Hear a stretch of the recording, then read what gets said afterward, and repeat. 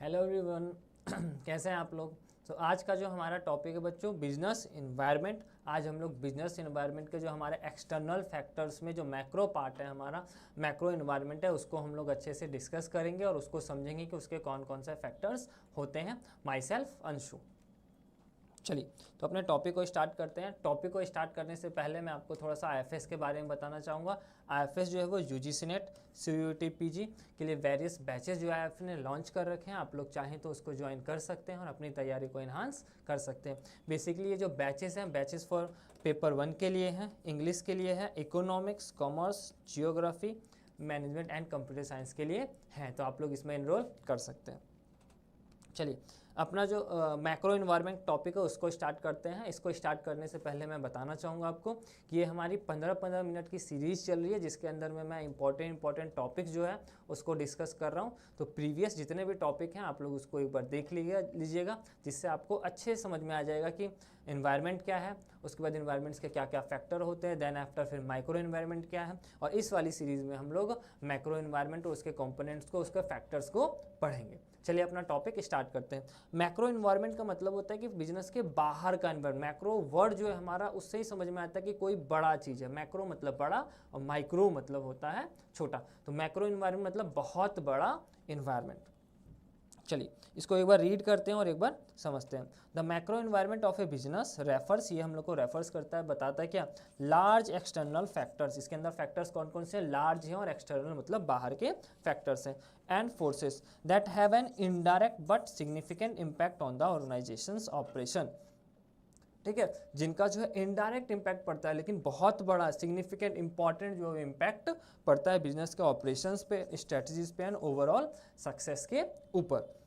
चलिए, macro environment involves broader societal, economic, political, technological, environmental influences that are beyond the organization immediate control. और ये सारे जो हमारे फैक्टर्स हैं, इस फैक्टर्स के अंदर इंक्लूड होते हैं हमारे social factors, economic factors, political factors, technological factors, environmental factors, जो कि क्या करते हैं, इन्फ्लुएंस करते हैं बिजनेस को, और जो बिजनेस के इमीडिएट कंट्रोल से बाहर होते हैं। बिजनेस इनको कंट्रोल जो है वो नहीं कर सकती है। और ये सारे जो एक्सटर्नल इन्वायरमेंट्स होते हैं, ये सिर्फ एक बिजनेस को नहीं, जितने भी वहाँ पे बिजनेस हैं, ठीक है, सबके ऊपर एक साथ इम्पैक्ट करता है। और बेसिकली अगर हम माइक्रो फैक्टर्स की बात कर ले तो पर्टिकुलर बिजनेस टू बिजनेस होता है, एक बिजनेस के ऑर्गेनाइजेशन को इम्पैक्ट करता है। लेकिन जो हमारे मैक्रो फैक्टर्स होते हैं वो ओवरऑल सारे बिजनेस को, उस इंडस्ट्रीज को पूरा जो है इम्पैक्ट करते हैं। चलिए नेक्स्ट देखते हैं। Understanding and analysing the macro environment is crucial for businessman या बिजनेसेस को लिए, बहुत सारे जो बिजनेस है उसको मैक्रो एनवायरनमेंट को अच्छे से समझना चाहिए। क्यों? टू अडेप्ट द चेंजेस, जो भी चेंजेस आए उसको अडेप्ट कर ले, आइडेंटिफाई कर ले opportunities and mitigate potential threats. और जो हमारे एक्सटर्नल इन्वायरमेंट्स में जो भी अपॉर्चुनिटीज़ वगैरह हैं, जो भी थ्रेट्स वगैरह हैं, उसको क्या कर सके, मिटिगेट किया जा सके, कम किया जा सके। और हमारे जो बेनिफिशियल मतलब बेनिफिट है एक ऑर्गेनाइजेशन के लिए, जो अपॉर्चुनिटीज़ है ना, उसको अच्छे से समझे और उसका बेनिफिट उठाए। तो आई होप आपको मैक्रो इन्वायरमेंट क्या है अच्छे से समझ में आ गया होगा। बेसिकली अगर हम इसको डायग्राम से समझना चाहें, देखिए मैं चित्र बना के यहाँ पे आपको समझाता हूँ। ये हमारी एक फॉर्म है ए, है ना। फॉर्म के आसपास का जो इन्वायरमेंट, ये हमारी फॉर्म ए है। फॉर्म के अंदर का जो इन्वायरमेंट है ना, देखिए मैं बताता हूँ। एक तो फॉर्म, और ये फॉर्म के पास का ये हो गया उसका इंटरनल एनवायरनमेंट। इंटरनल एनवायरनमेंट मैंने अच्छे से बता दिया है, जो आप मेरी प्रीवियस वीडियो में देख सकते हैं। उसके बाद ये वाला जो लेयर है, ये है हमारा लेयर 1, ये है हमारा लेयर 2। लेयर 2 के अंदर में हमारा आता है माइक्रो एनवायरनमेंट, जिसके अंदर में सप्लायर्स, कस्टमर्स, इंटरमीडियरीज, ये सारे आते हैं। और उसके बाद जो हमारा ये वाला इन्वायरमेंट है, ये जो बाहर से जो मैंने बनाया है, ये हमारा थर्ड लेयर जो है, ठीक है, ये हमारा मैक्रो एनवायरनमेंट कहलाता है। और मैक्रो एनवायरनमेंट के अंदर में ही, एक मिनट, मैक्रो एनवायरनमेंट के अंदर में हमारे political environment, social environment, legal environment, है ना, हमारे ऑर्गेनाइजेशन का कैसा, ये सारे एनवायरनमेंट जो इसके अंदर आते हैं। तो आई होप आपको अच्छे समझ में आ गया हो कि एक फर्म के जो सबसे पास है वो क्या कहलाता है, इंटरनल एनवायरनमेंट। उसके फॉर्म से जो थोड़ा सा बाहर है लेकिन उसके पास में, तो ये सारे क्या कहलाते हैं, एक्सटर्नल एनवायरनमेंट का पार्ट है माइक्रो एनवायरनमेंट, ठीक है। उसके बाद अगर हम बात करें तो ये वाला जो हमारी सबसे आउटर लाइन है बाहर की, ये वाला हमारा मैक्रो एनवायरनमेंट है जो कि एक्सटर्नल एनवायरनमेंट का पार्ट है। चलिए, तो आई होप आपको अच्छे समझ में आ गया होगा। नेक्स्ट हम देखते हैं क्या क्या की कंपोनेंट्स हैं हमारे मैक्रो एनवायरनमेंट के अंदर, और ये सारा बहुत इंपॉर्टेंट है। ये आपके एग्जाम्स में इन सारे फैक्टर्स आ जाते हैं और इस फैक्टर्स का जो एग्जाम्पल है ये दे दिया जाता है और ये आपसे पूछ लिया जाता है कि बताइए ये कौन से मतलब 4 ऑप्शन दे देगा हम लोग को, 4 ऑप्शन में से एक को चुनना होगा और आपसे पूछा जाएगा कि फाइंड कीजिए कि इसमें से इकोनॉमिक फैक्टर्स कौन कौन से हैं, सोशल फैक्टर्स कौन कौन से हैं हमारे, या फिर टेक्नोलॉजी वाले फैक्टर्स कौन से हैं, टेक्निकल फैक्टर्स कौन कौन से हैं, है ना। तो इसको आप ध्यान से देखिएगा। चलिए, सबसे पहले नंबर 1 है हमारा इकोनॉमिक फैक्टर। इकोनॉमिक फैक्टर क्या है, this includes economic growth in, एक मिनट, इसके अंदर क्या क्या शामिल होता है, इकोनॉमिक ग्रोथ, ठीक है। अगला होता है इन्फ्लेशन, मुद्रा स्फीति जिसको हम लोग बोलते हैं, जिसका मतलब महंगाई बढ़ जाना। अगला है हमारा इंटरेस्ट रेट इसके अंदर आता है। एक्सचेंज रेट्स जो है हमारे वो भी आते हैं, एक करेंसी को दूसरे करेंसी में चेंज करने पर जो भी पैसा लगता है उसे हम लोग एक्सचेंज रेट बोलते हैं। जितना हम लोग को पैसा देना पड़ता है, सपोज दैट अभी जो है करंट में $1 के लिए हम लोग को 84 रुपीज़ या 83 रुपीज़ के आसपास में जो देना पड़ रहा है। तो ओवरऑल ये सारे क्या हैं, एंड ओवरऑल इकोनॉमिक स्टेबिलिटी। तो ये सारे फैक्टर्स आप याद रख लीजिए, inflation, interest rate, exchange rate, ये सारे हमारे क्या हैं, इकोनॉमिक फैक्टर्स हैं। Changes in these factors can affect customers purchasing power. ये सारे फैक्टर्स में अगर चेंज होगा तो कस्टमर के परचेजिंग पावर, उसके खरीदने की जो शक्ति है वो इफेक्ट हो जाएगी, प्रोडक्ट का डिमांड कम हो जाएगा या बढ़ेगा, या फिर इंक्रीज या फिर डिक्रीज होगा, और प्रोडक्शन जो है उसकी कॉस्ट भी इंक्रीज और डिक्रीज होगी। तो आई होप आपको इकोनॉमिक फैक्टर जो है अच्छे समझ में आ गया होगा। नेक्स्ट हम लोग देखते हैं सोशियो कल्चर फैक्टर। अब समाज से रिलेटेड, सोशल है ना, सोशियो कल्चर, हमारे समाज से रिलेटेड जो फैक्टर्स है वो सारे इसके अंदर आते हैं। मैं अपने आप को ये एक मिनट, या दीज इनकम्पासेस, इसके अंदर में शामिल होते हैं क्या, societal attitudes, values, demographic, cultural trend and lifestyle preferences. अगर हम बात करें एक समाज के अंदर में वहाँ पे किस टाइप के लोग रहते हैं, कौन से कल्चर के हैं, उनका वैल्यूज़ वगैरह क्या है, उनके एटीट्यूड्स वगैरह क्या है, उनका कल्चरल ट्रेंड क्या है। जैसे कि अगर हम कंपैरिजन करने बंगाल की कल्चर कैसा है, हमारा पंजाब का जो है कल्चर अलग है ना। बंगाल के अंदर में साड़ीज़ वगैरह ज़्यादा पहने जाते हैं, तो पंजाब की अगर हम बात करें तो वहाँ का जो ड्रेसिंग सेंस है वो अलग है। तो हमारे जो इंडियन, हमारे जो कंट्री है उसके अंदर में जो अलग अलग स्टेट है, सबका क्या है, अलग अलग कल्चर है। तो उसके अकॉर्डिंग एक फर्म को क्या करना पड़ता है, अपने प्रोडक्ट को डिज़ाइन करना पड़ता है और बनाना पड़ता है। अगला है हमारा businesses need to consider how this factors influence consumer behaviour and preference. Business को क्या करना पड़ता है, उनको कंसीडर करना पड़ता है, उनको समझना पड़ता है कैसे ये जो फैक्टर्स है कस्टमर के बिहेवियर को इन्फ्लुएंस करते हैं, है ना। तो जिस एरिया में, जिस जगह पर जैसे कस्टमर होंगे वैसे ही वो लोग की नीड होगी, वैसे ही उन लोग का कल्चर होगा, वैसे ही उनका ट्रेंड होगा। उसके अकॉर्डिंग फर्म को अपने प्रोडक्ट्स वगैरह को और रूल रेगुलेशंस वगैरह को बनाना पड़ता है और अपने बिजनेस को रन करना होता है।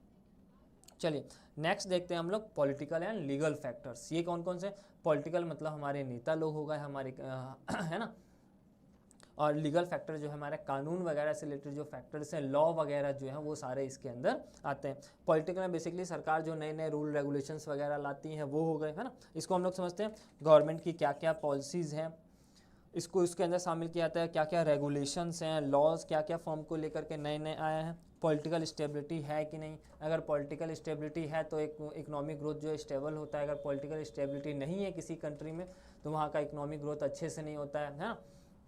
सारी व्यवस्था, इन्फ्लेशन वगैरह बहुत ज़्यादा हाई रहती है। आगे फिर बात करते हैं कैन इम्पैक्ट बिजनेस ऑपरेशन।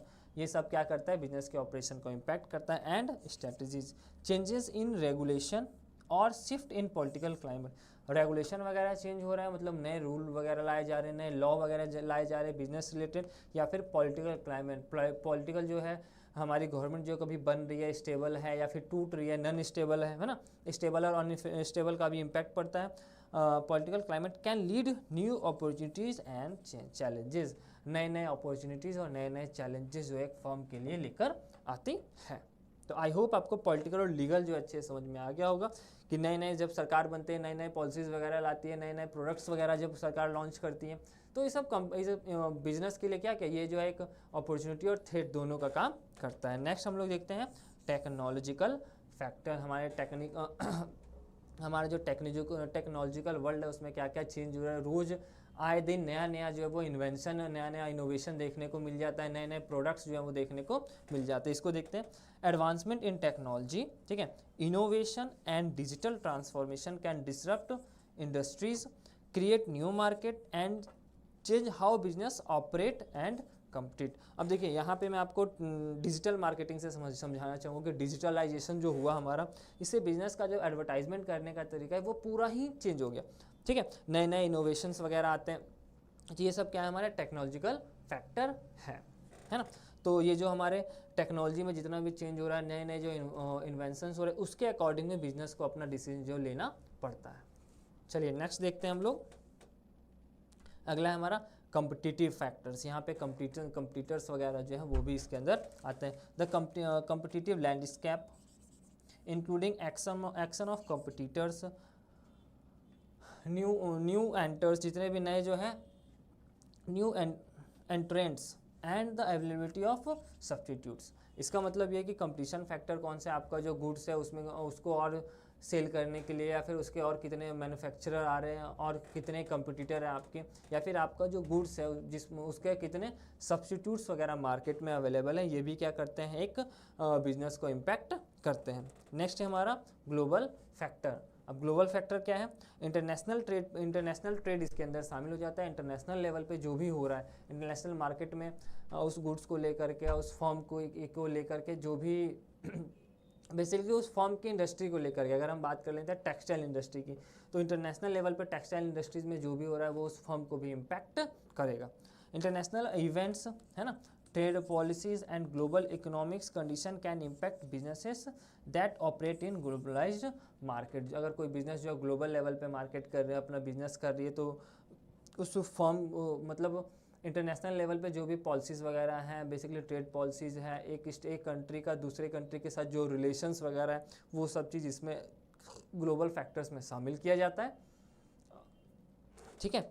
चलिए नेक्स्ट देखते हैं हम लोग, ethical and social responsibility factors. अब एथिकल फैक्टर्स हमारे कौन कौन से होते हैं, तो समाज में जो कुछ अच्छा करना है, किसी का बुरा नहीं करना, नैतिक, एथिक का मतलब ही होता है, एथिक्स का मतलब नैतिक कोई काम करना, समाज की भलाई के लिए काम करना। इसमें क्या है, increasingly consumers and stake holders expect business to demonstrate ethical practices, है ना, एथिकल प्रैक्टिस मतलब अच्छे प्रैक्टिस करना, बुरा काम नहीं करना, ठीक है। And social responsibilities, her business की, हर ऑर्गेनाइजेशन की अपनी एक सोशल रिस्पॉन्सिबिलिटीज़ होती है।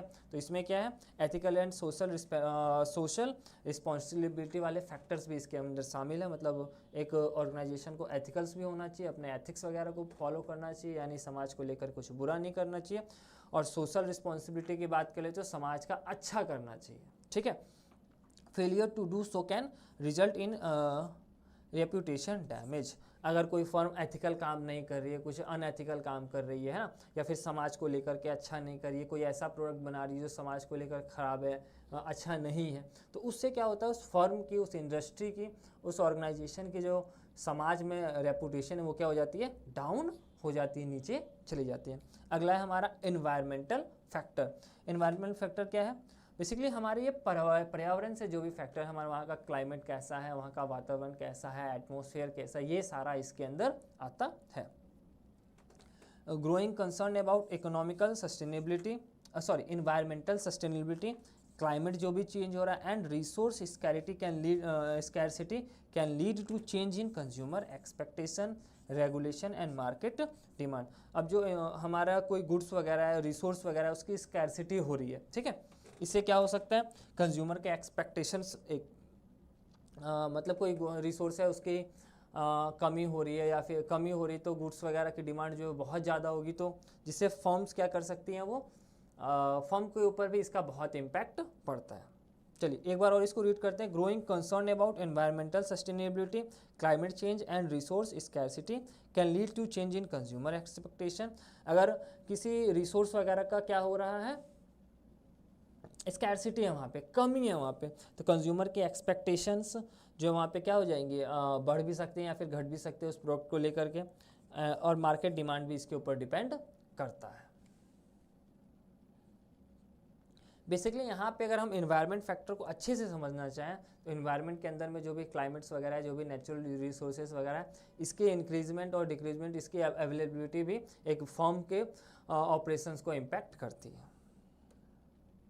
चलिए नेक्स्ट देखते हैं डेमोग्राफिक फैक्टर। डेमोग्राफिक फैक्टर्स क्या क्या होते हैं, तो changes in population size, age distribution, geographic distribution can affect market demand and opportunity, अवसर जो होता है हमारा। बेसिकली डेमोग्राफिक के अंदर में एक इससे जो रिलेटेड है ना, क्वेश्चन भी हमारा एग्जाम में पूछा गया था, कौन कौन से कंपोनेंट जो है वो डेमोग्राफिक फैक्टर के हैं, है ना। तो इसके अंदर कोई एरिया है, उसके अंदर जो पॉपुलेशन का साइज बड़ा है या छोटा है, वहाँ पे एजेस कितने बीच में एज, मतलब कितने एज के लोग रहते हैं, बेसिकली बूढ़े लोग रहते हैं, यंग रहते हैं या फिर बच्चे लोग रहते हैं, ठीक है। जियोग्राफिक डिस्ट्रीब्यूशन वहाँ का कैसा है, ये सारा चीज़ इम्पैक्ट करता है, ठीक है। तो इन सब चीज़ को हम लोग क्या बोलते हैं, डेमोग्राफिक फैक्टर्स बोलते हैं। लास्ट है हमारा मीडिया एंड पब्लिक ओपिनियन। ये बेसिकली हमारा ऊपर जो हमने पब्लिक डिस्कस किया था वो ये जो हमारा एक्सटर्नल इन्वायरमेंट का भी एक पार्ट है, इसको देखते हैं। The influence of media and public perception can impact business images and reputation. Basically image का, मीडिया का और पब्लिक का जो भी परसेप्शन है, परसेप्शन मतलब होता है पहले से कोई इमेज बना लेना, है ना, मान लेना, ये क्या करता है, इम्पैक्ट करता है बिजनेस के इमेज को और उसके रेपुटेशन को। बेसिकली आप जो है ना इस चीज़ को एक शॉर्ट फॉर्म में याद रख सकते हैं कि हमारे जो एक्सटर्नल इन्वायरमेंट के जो मैक्रो इन्वायरमेंट है उसको हम लोग शॉर्ट फॉर्म में याद रख सकते हैं, pastel, PESTEL, political, economical, social, technological, ecological and legal. तो पेस्टल आप इसको याद रख सकते हैं और इससे आप अच्छे समझ सकते हैं कि हमारे एक्सटर्नल फैक्टर्स कौन कौन से हैं। ठीक है, तो आई होप आपको यहाँ तक जो अच्छे समझ में आया होगा। तो अब मिलते हैं हम लोग अपने नेक्स्ट इंपॉर्टेंट टॉपिक की सीरीज़ में। और आपको ये सेशन कैसा लगा, आपको ये टॉपिक कैसा लगा, अपने कमेंट में ज़रूर बताइए। चलिए, थैंक यू टू ऑल।